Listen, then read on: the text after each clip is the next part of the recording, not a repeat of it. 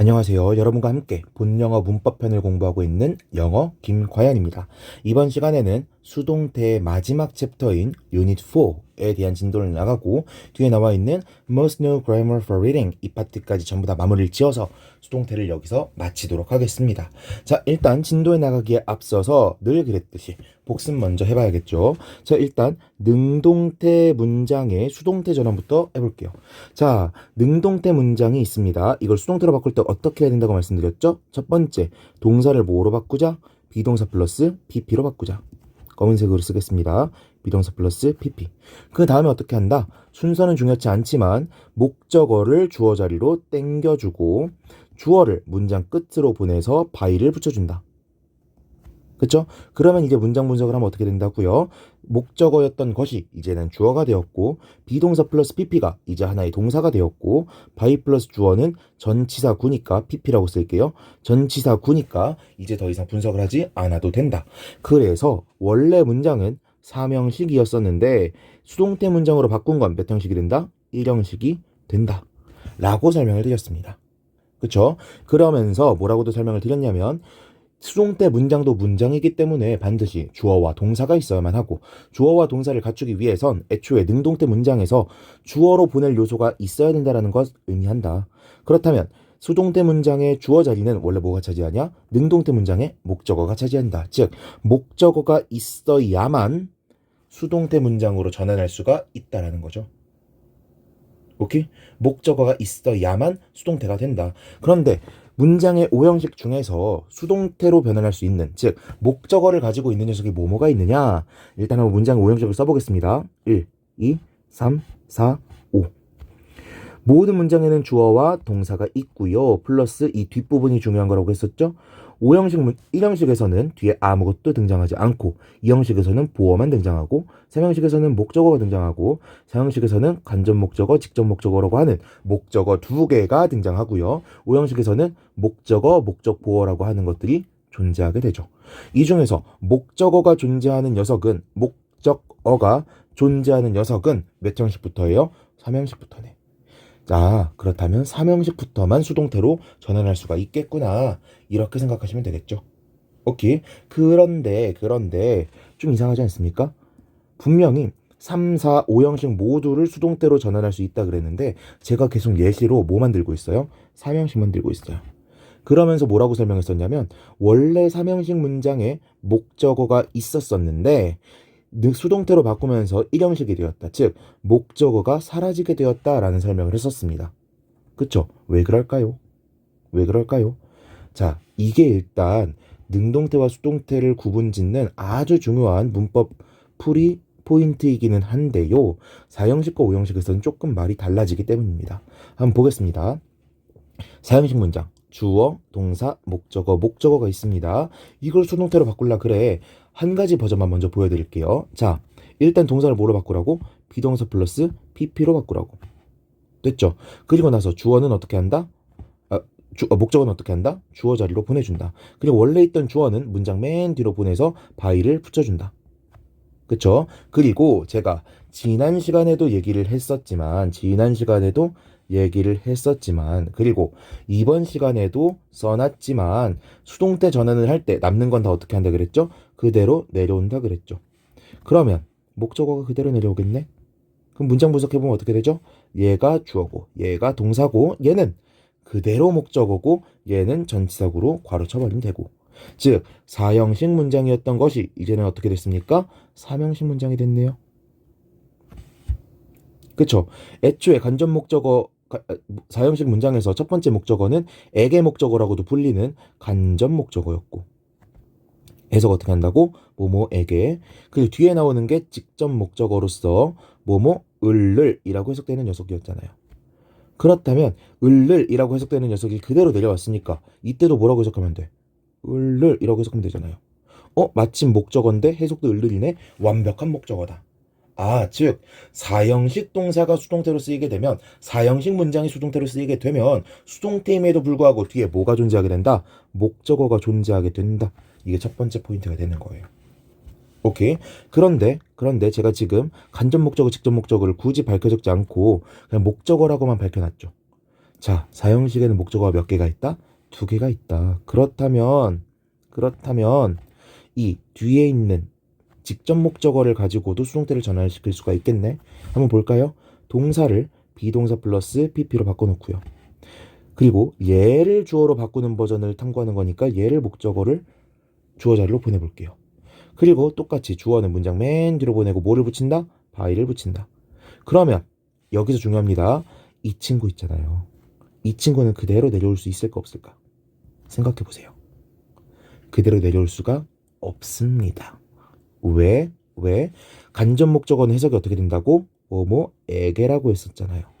뭐뭐에게라는 의미를 일반적인 목적어는 가질 수가 있어 없어? 없어요. 일반적으로는 불가능해서 뭐뭐에게라는 의미를 갖는 목적어를 수반한 동사를 우리는 사형식 동사라고 구분하고 있는 거잖아요. 그쵸? 그래서 뭐뭐에게라는 의미를 살려주기 위해서는 앞에 적절한 to나 for를 붙여줘야만 합니다. 됐죠? 그러면 이제 문장 분석이 어떻게 되느냐? 땡겨온 목적어가 주어가 되고 비동사 플러스 pp가 동사가 되고요.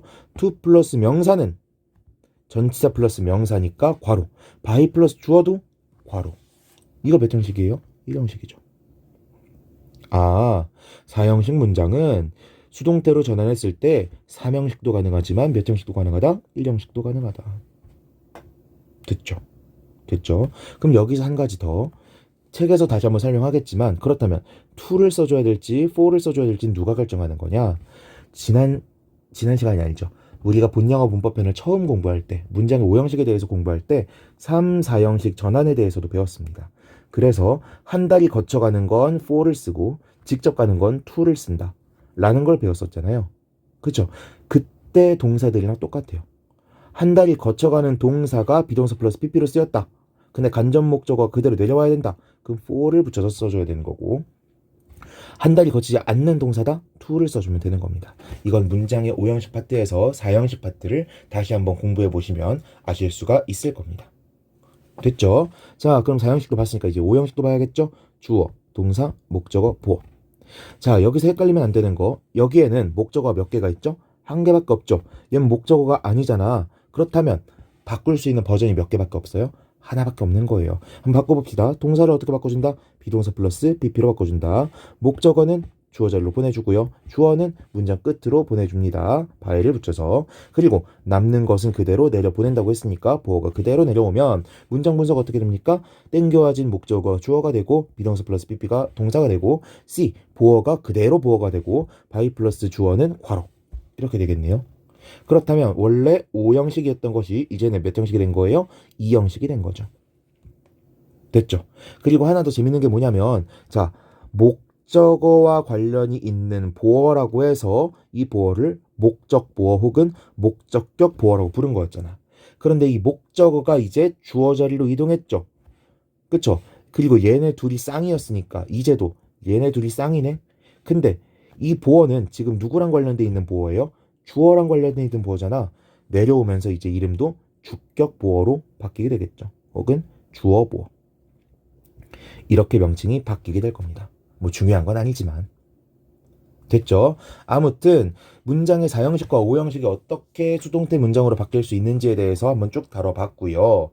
그리고 기존의 3형식의 수동태로 바뀌었을 경우에는 뒤에 비동사 플러스 pp 뒤에 목적어로 보일 만한 녀석이 등장하지 않는다라는 게 아주 중요한 특징이었는데 이제 4형식이나 5형식을 수동태로 바꿔버리면 뒤에 목적어처럼 생긴 애가 나올 수도 있고 목적어로 오인될 만한 녀석이 나올 수도 있다라는 게 이번 시간에서 가장 중요한 포인트가 된다라고 볼 수가 있겠습니다. 자, 교재를 통해서 살펴볼게요. 일단 제목에 써놓은 것부터 보겠습니다. SVOO 4형식 말하는 거고 SVOC 5형식 말하는 거죠. 근데 이 녀석들 전부 다 보니까 목적어가 하나씩 달려는 있는데 목적어 말고도 하나씩이 더 달려 있더라. 그래서 남는 것은 그대로 내려보낸다라고 하는 일반적인 규칙을 먼저 기억하자. 얘를 주어로 보냈으면 얘를 그대로 내려보내. 얘를 주어로 잡았으면 얘는 그대로 내려보내. 반대로 얘를 주어로 잡았으면 얘는 그대로 내려보내. 단 전치사를 붙여서. 이렇게 기억하시면 되겠죠. 자, 보겠습니다. 4형식입니다. 문장을 보니까 John gave me a pen 이라는 문장이었는데 첫 번째로 직접 목적어를 수동태의 주어로 바꿔보겠습니다. A pen was given to me by John. A pen. 하나의 볼펜이 was given. give가 주다라는 뜻이니까 주어졌습니다. to me. 나에게. by John. 존에 의해서. 어렵지 않죠? 그런데 이 아래 문장이 해석이 조금 독특하다고 느낄 수 있습니다. I was given a pen by John.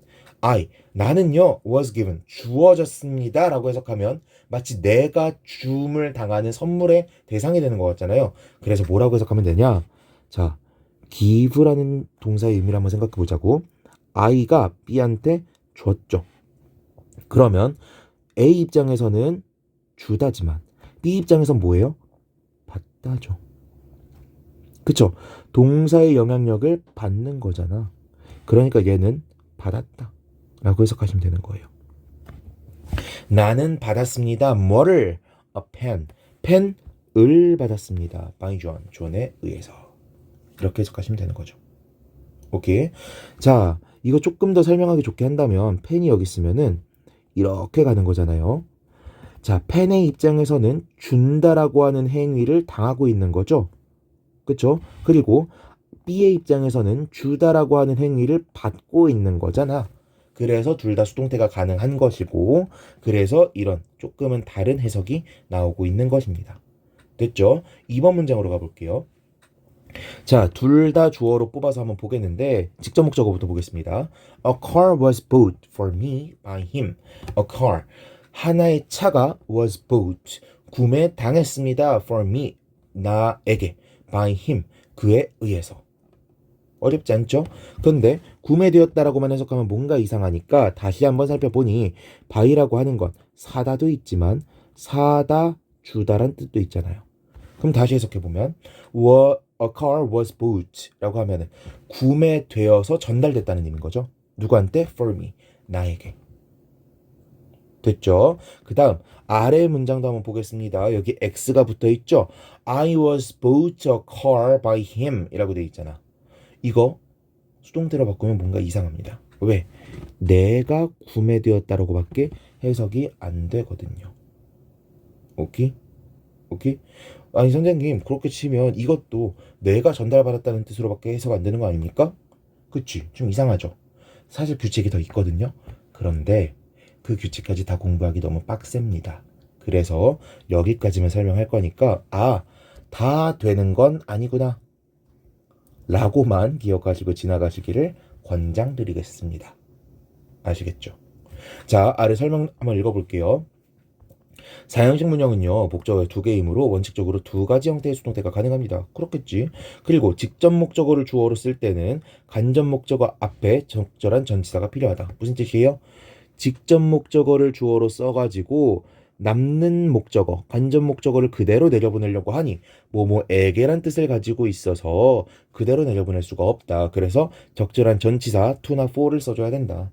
그런데 to를 쓸지 for를 쓸지 of를 쓸지는 뭐를 보고 판단한다? 3, 4형식 전환했을 때 배운 내용 페이지 16페이지에 나와 있는 것들 참고하면 된다라는 겁니다.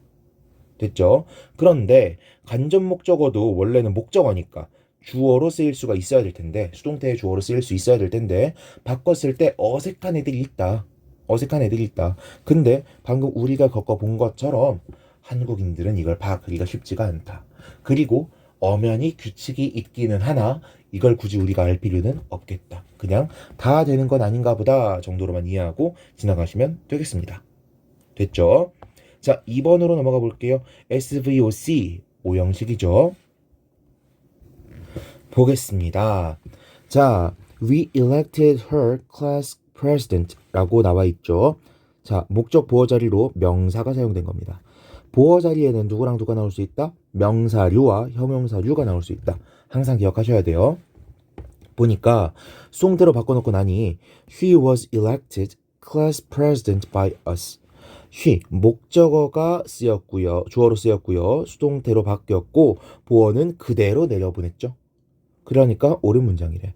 근데 제가 아까 설명할 때도 말씀드렸습니다. 오형식은 목적어가 몇 개예요? 한 개예요. 목적 보어가 명사라고 하더라도 얘는 목적어야 아니야. 아니라고. 그러면 얘를 주어로 끌어다 쓸 수 있어 없어요? 없죠. 그러니까 클래스 프레지던트를 주어로 끌어다 쓰면 애초에 틀린 문장이 되고 번역도 되지가 않는다. 됐죠? 넘어가 보겠습니다. 아래는 목적 보어로 형용사가 나온 것, 투부정사가 나온 것, 그리고 현재 분사가 나온 것이 순서대로 나와 있습니다. 이것도 다 마찬가지예요. 제가 보라색으로 칠해놓은 목적어가 그대로 전부 다 주어 자리로 쓰였고요. 그리고 보어 자리에 사용된 거는 그대로 또 내려왔다. 어렵지 않죠? 굳이 해석도 안 하겠습니다. 그런데 중요한 건 이 아래입니다. 이게 문법 문제에선 종종 나오는 포인트인데 알면 쉽고 모르면 이게 뭐지 싶은 거예요. 이게 뭐냐? 보니까 앞에 so라고 하는 지각 동사가 보이고 made라고 하는 사역 동사가 보이네요. 지각 동사나 사역 동사 이거 어떤 녀석들이었죠? 살짝만 복습해 볼까? 자, 지각 동사와 사역 동사라고 하는 건 오형식 관련해서 배우는 어법입니다. 그래서 오형식 중에서 일반적인 녀석들과 지각 동사, 사역 동사를 나눠볼 수 있다라고 했었죠. 일반적인 애들은 사실 모두가 다 그런 건 아니지만 기본적으로는 투부정사를 가져올 수가 있습니다. 오케이? 그런데 지각동사와 사역동사는 투부정사를 가져올 수는 없고 대신에 뭘 가져온다? 원형 부정사를 가지고 온다. 즉, 투를 생략시켜 버려야만 한다라는 거죠. 오케이? 근데 이 다음에 이제 지각동사와 사역동사도 구분을 해봐야 될 텐데 지각동사는 감각 관련된 거, 사역동사는 일시키는 거 관련된 거 이렇게 의미적으로 구분하는 것도 좋지만 문장 구조적으로 분석을 해보자면 지각동사는 목적격 보어 자리에 ing를 가져올 수 있지만 사역동사는 ing를 가져올 수가 없다. 이게 또 포인트가 되겠습니다. 오케이. 더 디테일한 내용들은 제가 지난 시간에 찍어놓은 영상을 참고하시면 되겠고요. 자, 다시 넘어와서 자, 아무튼지 간에 지각동사, 사역동사 뒤에는 뭐가 나올 수 있다고? to를 붙이지 않은 원형 부정사가 나올 수 있다고요. 동사 원형이 나올 수 있다고요. 그런데 얘네를 수동태로 바꿔버리게 되면 뭐가 튀어나오냐? to가 다시 부활하게 됩니다. 이건 규칙이에요. 이거 외우셔야 돼요. 아시겠죠? 이것도 문법적으로 설명해 주세요 하면 설명할 수는 있습니다. 근데 이거는 따로 제가 신문관이나 직성문법 같은 거 찍으면서 그때 설명을 드리는 걸로 하고 일단은 넘어가 보도록 할게요. 오케이? 자, 아래 설명 한번 쭉 읽어보겠습니다. 수동태는 능동태의 목적어를 주어로 취하므로 목적격 보어는 수동태의 주어가 될 수 없다. 됐죠? 목적격 보어가 얘인 경우에는 보어 자리에 그대로 써준다. 즉, 남는 것은 그대로 내려준다. 3번 목적격 보어가 원형 부정사인 경우, 즉 지각동사나 사역동사가 동사일 경우에는 이 원형 부정사를 투부정사로 바꿔주어야만 한다라는 거죠. 됐죠? 자, 여기까지 배우고 나니까 이 아래에 또 특이한 애가 있어.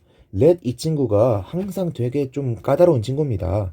이 let을 수동태로 바꾸려고 보면 be let to 라는 형태를 쓰지 않는데요.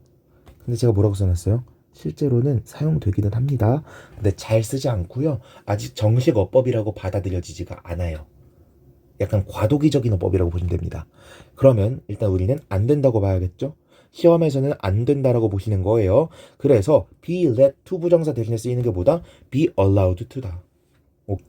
그래서 원래 let이 쓰였고 뒤에 원형 부정사가 쓰인 문장을 그냥 그대로 be let to로 바꿔놓으려고 보니 꼼꼼하게도 원형 부정사는 to 부정사로 바꾼다고 하는 규칙 적용시켜 줬는데도 불구하고 틀린 문장이죠. 그래서 뭐로도 바꿔줘야 된다. be let을 be allowed로까지 바꿔주어야만 한다. 이 포인트까지는 우리가 알고 있어야겠다라고 보시면 되겠습니다. 자, 뭔가 되게 어렵고 복잡해 보이지만 원칙은 간단합니다. 목적어를 주어 자리로 끌어와야만 하는데 목적어가 아닌 다른 나머지 덩어리들, 사형식이라면 간접 목적어나 직접 목적어 중 하나, 오형식이라면 목적 보어 같은 애들은 수동태 문장에 그대로 내려보내면 된다. 됐죠? 넘어가서 must know grammar for reading 이 파트를 공부해보면요. 자, 위에 있는 설명 한번 쭉 읽어보겠습니다. 능동태와 수동태는 주어가 동작을 행한 것인지 받은 것인지가 차이이기 때문에 이를 잘못 이해하면 글의 흐름을 놓칠 수가 있다. 특히 수동태 문장에서 is가 apostrophe s로 추각되어 있으면 문제가 생기는데 명사에 apostrophe s가 되어 있다는 건 소유격이거나 명사 플러스 is거나 명사 플러스 has라는 뜻인데 동사의 과거형 이런 경우인데 이런 경우가 능동태인지 수동태인지 파악하기가 어렵게 됩니다. 왜? 비동사 플러스 pp라면 수동태인데 has 플러스 pp라면 능동태예요. 무슨 뜻이냐? 우리 수동태 이건 태랑 관련되어 있는 거고 상, 시제 이런 건 시간표현과 관련된 거잖아요. 그러면 has pp를 썼든 had pp를 썼든 이거는 그냥 시간을 나타내기 위해서 쓰는 표현이지 능수동하고는 관련이 없는 거라고. 오케이? 얘네를 수동태로 써주려면 어떻게 써줘야 돼? has been pp had been pp 이렇게 써줘야 되는 거예요. 그런데 우리는 항상 헷갈려. 왜?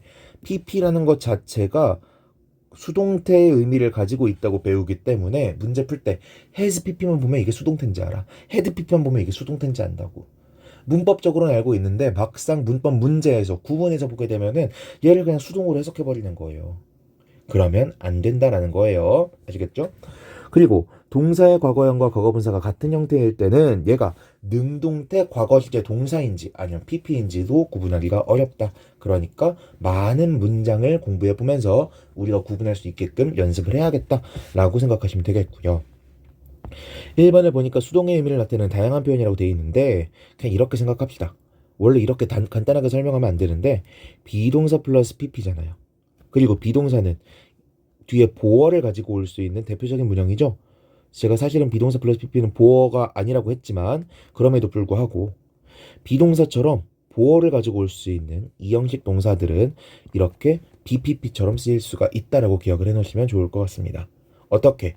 get pp라던가 become pp라든가. 오케이? 또 선생님들께서 become pp는 설명을 더 하셔야 될 것 같은데요. 이렇게 이의를 제기하실 수가 있는데 그것까지 다 설명하면 너무 어렵기 때문에 그냥 일단은 bpp, get pp, become pp 다 어느 정도 가능하다 정도로만 정리하겠습니다.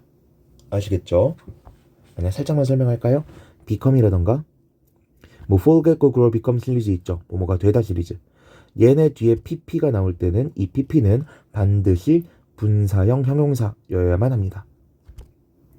그냥 pp 준동사로서의 pp가 쓰일 수 있는 건 get과 be밖에 없어요. 아시겠죠? 이 정도만 하고 지나갈게요. 어려웠던 것 같아요. 자, have 동사가 쓰인 수동 의미의 예문이라고 되어 있는데 이거 지난 시간에 다 배웠습니다. 넘어가고요. 능동태가 수동의 의미를 나타내는 경우라고 되어 있는데 별표. 문법적으로 중요하냐? 그렇진 않은데요. 독해 상황에서 만났을 때 얘를 까먹고 있으면 갑자기 뇌정지가 와버립니다.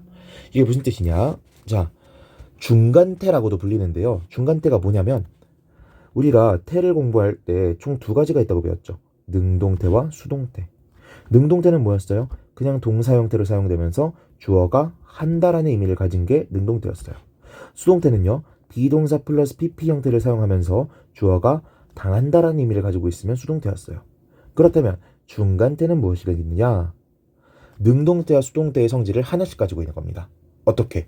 형태는 그냥 동사의 형태를 가지고 있는데요. 의미는 주어가 당한다는 의미를 가지게 돼요. 예문을 보겠습니다. His new novel sells well. 그의 새로운 소설은요. sells well. 잘 팔립니다. 뭔가 이상한 것 같죠? 그 다음 거 볼게요. This scientific paper reads like a novel. 이 과학 논문은요. reads, 읽힙니다. like a novel. 소설처럼 읽힙니다. 읽힌다고? 이것도 좀 이상한 것 같아. 다 뭐처럼 해석하고 있어요? 수동태처럼 해석하고 있죠. 이게 중간태라는 거예요. 이런 녀석들은요. 그냥 여러 번 만나보시면서 익히시는 게 중요합니다. 이거 어떻게 문법 문제로 내려고 해도요. 좀 시시비비가 갈릴 수 있는 것들이 있어서 문법 문제로 내기도 힘들고 그냥 여러분들이 독해할 때 이런 것도 있었어 정도만 알고 있으시면 문법 문제 푸실 때 도움이 될 거라서 독해할 때 도움이 될 거라서 소개를 드리겠습니다. 아시겠죠? 근데 여기에 주로 뒤에 well이나 easily 같은 부사가 쓰인다고 되어 있는데 부사 말고도요. 조동사가 붙는다거나 부정이 붙는다거나 이런 경우에도 인정될 수가 있습니다. 근데 심지어는 이런 것들이 아무것도 안 붙어 있을 때도 쓰이는 경우가 있기는 합니다. 이 사람이 왜 자꾸 모두 있고 이렇게 나열을 하지? 왜 그러냐면요. 규칙으로 설명하려고 그러면 한도 끝도 없는 영역이기 때문이니까. 왜 이렇게 혀가 고일까요? 규칙으로 설명하려고 하면 한도 끝도 없는 영역이기 때문입니다. 이 정도까지만 알아두시고 제가 권장해드린 것처럼 이런 표현도 있었어 정도로만 기억하시고 독해에서 참고하시면 되겠습니다. 그 다음 수동태이지만 능동태로 해석되는 경우가 있는데요. 이것도 그냥 먼저 외우려고 하지 마시고 일단은 전부 다 수동태처럼 해석을 먼저 해보시는 거예요. defeat이라고 하면 패배시키다는 뜻이거든요. 그러니까 be defeated라고 하면은 패배시킴을 당한 거니까 패배하다. endure이라고 하면 타동사로 부상 입히다는 뜻이니까 be endured 그러면 부상 당하다 다치다. 이런 식으로 하나하나 수동태 문장처럼 해석을 먼저 해보시고 나서 납득이 되지 않는 의미가 있으면 그때 번역을 외우시면 돼요. 아시겠죠? 넘어가 보고요. 이 아래 consist 시리즈가 있는데 이거 그냥 볼 필요 없고요. 이 아래 있는 것만 보겠습니다. consist 다음에 of가 나오면 뭐뭐로 구성되다라고 쓰이고 consist 다음에 in이 나오면 뭐뭐에 있다 존재하다 consist 다음에 with가 나오면 뭐뭐에 일치하다는 뜻입니다. 이거 당연히 암기하셔야 되는 아주 필수 수거인데 이 consist of가 동의 표현들이 있어요. 얘네가 문제야. 왜? 자, consist of 지금 수동태로 쓰이지 않았는데 구성된다라고 수동태처럼 해석이 됐죠. 근데 구성되다라는 의미를 가진 다른 표현들을 볼게요. be comprised of 비동사 플러스 pp, be composed of 비동사 플러스 pp 이렇게 쓰이죠. be made up of 굳이 쓰진 않았는데 이것도 수동태잖아. 근데 얘만 consist of 능동태 자동사로 쓰이고 있죠. 그러니까 1시험 문제에 내기가 좋겠지.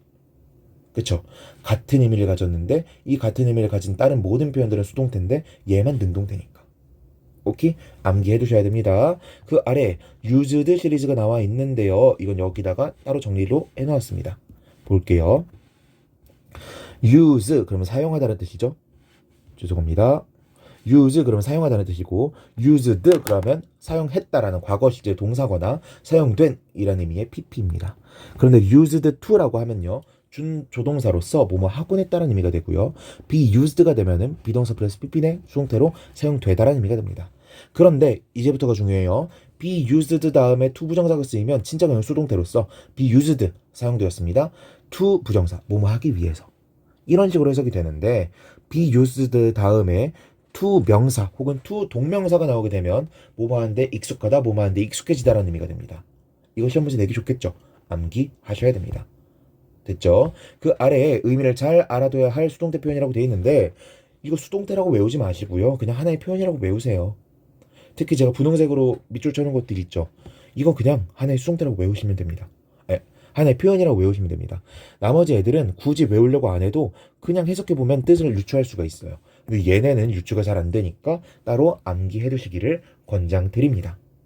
아시겠죠? 자, 이렇게 해서 수동태의 모든 내용들을 같이 다 알아보았습니다. 제가 이렇게 화면 한 번씩 넘겨드리는 건 화면 멈춰놓고 필기를 하고 싶으신 게 있으면 필기를 하라는 의미니까 필기를 놓치신 부분들이 있다면 필기하시면 되겠고요. 질문하실 내용들이 있다면 댓글을 통해 남겨주시거나 영상 소개란에 있는 오픈 채팅으로 오셔서 질문 남겨주시면 감사드리겠습니다. 자, 이번 강의 들어주시느라 고생 많으셨고요. 다음 시간에는 더 유익한 강의로 여러분들을 만나 뵙도록 하겠습니다. 수고하셨습니다.